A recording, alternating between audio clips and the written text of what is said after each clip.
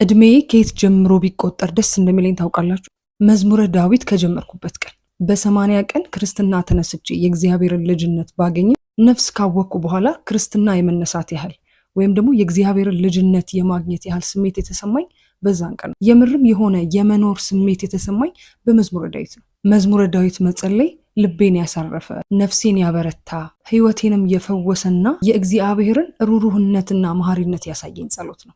ይህንን ቪዲዮ እስከ መጨረሻው ድረስ ካያችሁት ህይወቴን የለወጠውን የዚህን ጸሎት ተነግሮ የማያልቅ ጥቅም በመስማት ካላችሁበት የመንፈስ አለመረጋጋትም ሆነ ከማንኛውም ጭንቀት እንደምትወጡና የዘመናት የህይወታችሁ ጥያቄ መልስ እንደሚያገኝ በሙሉ ልብ ያምናለሁ። በዚህ ቪዲዮ መጨረሻ ደግሞ እንዴት ጸሎቱን መጀመር እንደምትችሉ ከልምዴ ማካፍላችሁ ይሆናል። እንደ ኃጢአቴ ሳይሆን እንደ ቸርነቱ ይህንን ጸሎት አስጀምሮ ለእናንተ እንዳካፍል ይረዳኝ መድኃኔዓለም ስሙ የተመሰገነ ይሁን። ይሄ ሀቲዩብ ነው። በመንፈሳዊ ህይወታችን አብረን የምናድግበት መንፈሳዊ ቻናል ነው። እናንተም ደግሞ በመንፈሳዊ ህይወት ማደግ ለሚፈልጉ ቤተሰቦቻችሁ፣ ጓደኞቻችሁና ወዳጆቻችሁ ሼር አድርጉላቸው። አዲስ የሆናችሁ ደግሞ ሰብስክራይብ እና ላይክ በማድረግ የሀቲዩብ ቤተሰብ ይሁኑ። ቅዱስ ዮሐንስ አፈወርቅ ምን ይላል መሰላችሁ? ስለ ወንድሙ መዳን እንደማይጨነቅ ሰው ያለ ሰነፍ ሰው አይቼ አላውቅም። ስለ ወንድሙ መዳን ያልተጨነቀ ሰው ዳነ ብዬ አላምንም ይላል። እኔ ዛሬ በፊታችሁ ያለሁት ከእናንተ የተሻለ እውቀት ወይ ደግሞ ትምህርት ኖሮኝ ሳይሆን በህይወቴ ካሳለፍኩት፣ ከተማርኩት፣ ከተለያየ ቦታ ከሰማሁት መንፈሳዊ ትምህርት ለኔ የጠቀመኝን ለእናንተም ይጠቅማችኋል ብዬ በማመን እንጂ ከማንም የተሻለ እውቀት ተፈልጎ እንደማይገኝብኝ ያውቃለሁ። ግን ደግሞ ሁሌ እንደምንለው በክርስትና ህይወት ለብቻ መዳን የሚባል ነገር የለም። ስለዚህ ሁላችንም ተጋግዘን አንዳችን ብንደክም አንዳችን እያበረታን በእግዚአብሔር ቸርነት የእርሱን መንግስት ለመውረስ ያብቃል። አሁን ቀጥታ ወደ ቪዲዮ እንሂድ። አንድ ይቅርታና ቪዲዮ ከመጀመሩ በፊት አንድ ቪዲዮ ላሳያችሁ።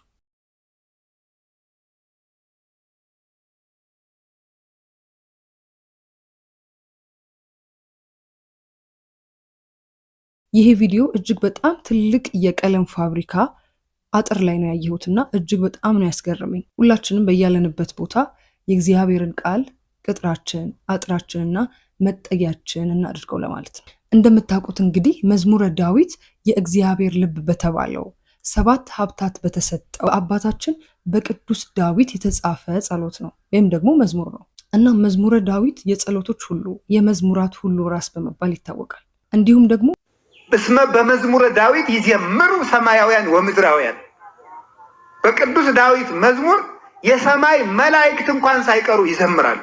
ይህን ያህል ኃይል ያለው ጌታችን እንኳን በመስቀል በተሰቀለ ጊዜ የጸለየው እጅግ በጣም ትልቅ ጸሎት። በጣም የሚያስደንቀኝ ነገር በመዝሙረ ዳዊት ያልተነሳ ርዕስ የለም። አንድ ሰው የክርስቶስን መዋዕለ ሥጋዌ ወይም የስጋውን ወራት ማወቅ ከፈለገ ከጽንሰቱ ጀምሮ እስከ ዳግም ምጽአቱ ድረስ በመዝሙረ ዳዊት ማግኘት ይችላል እና አባታችን መዝሙረኛው ዳዊት በመዝሙራቱ ጎልያድን በመጣሉ፣ በበገና ደርዳሪነቱ፣ ተረስቷል ከተባለበት ለንግስና በመብቃቱ።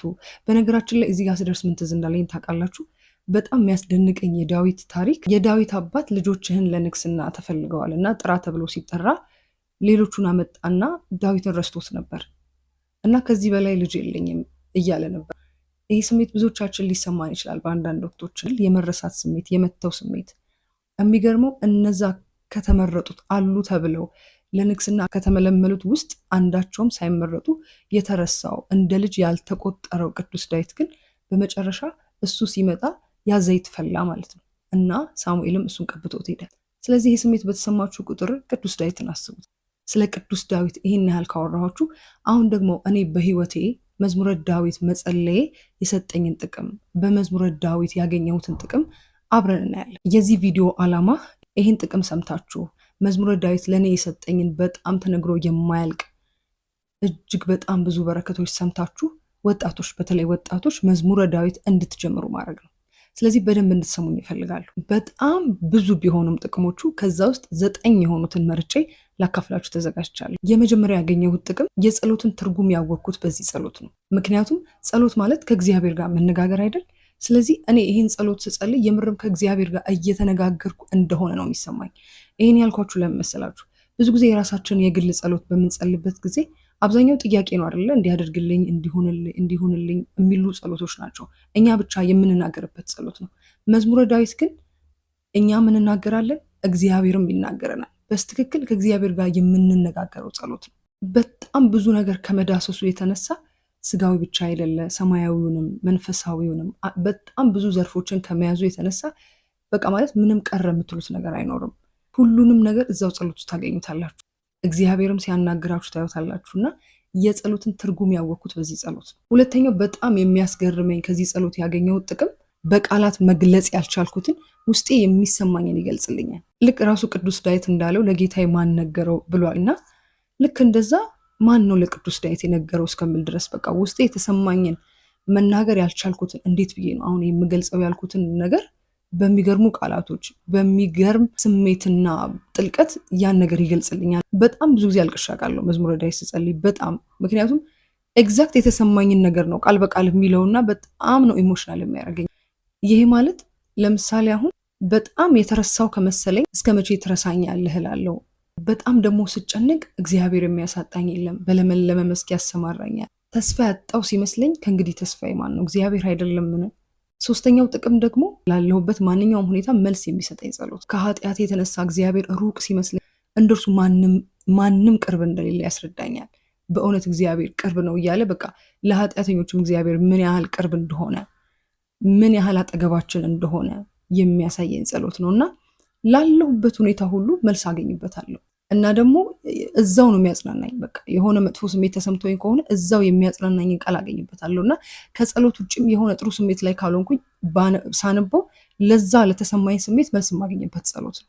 አራተኛው ደግሞ የእግዚአብሔርን ቅርብነትና መሐሪነት ያሳየኝ ጸሎት ነው። በጣም የሚገርመኝ ክፍል አለና እስራኤላውያን ጣዖትን ማምለክ ጀምረው ከሱ ሕግ ወጥተው ሳለ በቃ በጣም እንዳስከፉት እግዚአብሔር እንዳሳዝኑት ይገልጽና ግን እሱ መሐሪ ነው፣ ኃጢአታቸውን ማልቆጠረባቸው፣ ለመመለስ ያለው ፍጥነት፣ ይቅር ለማለት ያለው ፍጥነትና ምን ያህል መሐሪ እንደሆነ ሲቀጥል ደግሞ ቅርበቱ በጣም ብዙ ቦታ እግዚአብሔር በእውነት ቅርብ ነው፣ ለሚጠሩት ቅርብ ነው ይላልና ቅርበቱን በቃ የኛ መራቅ እንጂ እሱ እንዴት ለትንፋሻችን ቅርብ እንደሆነ ያሳየኝ ጸሎት እና በገዛ እጃችን ምን ያህል እግዚአብሔር እንደምንርቀው ባለማወቅ ማለት ነው ፈራጅ እንደሆነ ብቻ ነው አይምሮአችን ብዙ ጊዜ የሚያስበውና ምን ያህል መሐሪ እንደሆነ ምን ያህል ለኛ ቅርብ እንደሆነ ያወቁት በዚህ ጸሎት። አምስተኛውና ብዙዎቻችሁ እንድትጠቀሙበት የምፈልገው ጥቅም እንደሆነ ታውቃላችሁ፣ መጨነቅ ያቆምኩት በዚህ ጸሎት ነው እና ዳዊት በጣም በተደጋጋሚ ምን ይላል መሰላችሁ? በተጨነኩ ጊዜ እግዚአብሔርን ጠራሁት፣ በተጨነኩ ጊዜ እግዚአብሔርን ጠራሁት በጣም ብዙ ጊዜ ይላል እና እሱም ሰማኝ።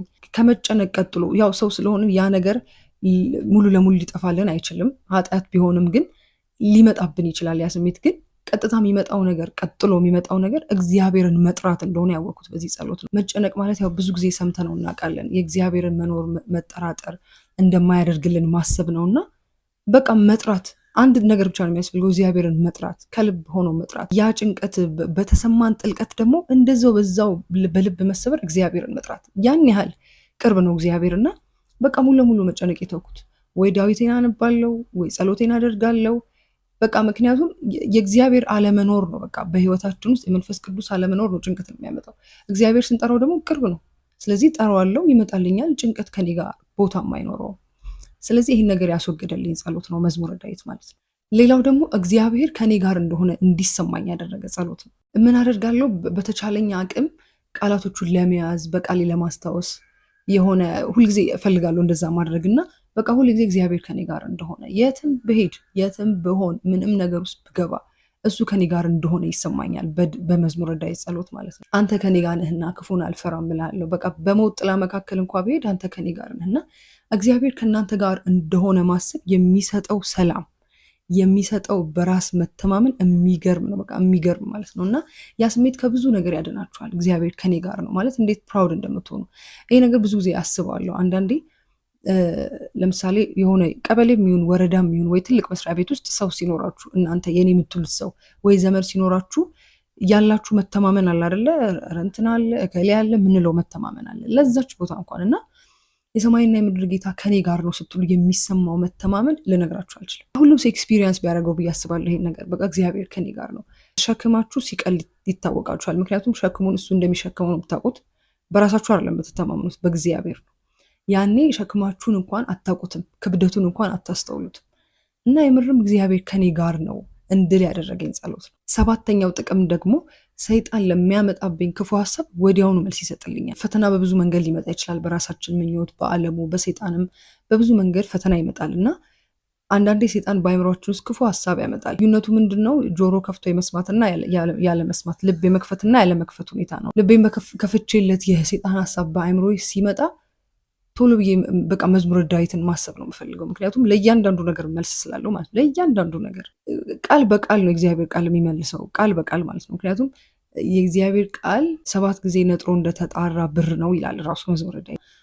ለእያንዳንዱ የሰይጣን ክፉ ሀሳብ መዝሙረ ዳዊት መልሳል። አንዳንዴ ብቻችሁን ያደርጋችኋል ሰይጣን። በቃ ብቻችሁ እንድትሆኑ ያደርግና ክፉ ሀሳብ በሚያመጣባችሁ ጊዜ ቆማችሁ ባጸልዩ እንኳን መዝሙረ ዳዊት ከፍታችሁ ስታነቡ አሉት ቃላቶች በቃ ለእዛው መልስ የሚሰጥ ማለት ነው። የጭንቀት መንፈስ ቢሆን፣ የመፍራት መንፈስ ቢሆን፣ የመበደል መንፈስ ቢሆን በሙሉ እያንዳንዱ ቃል በቃል መልሶች አሉት።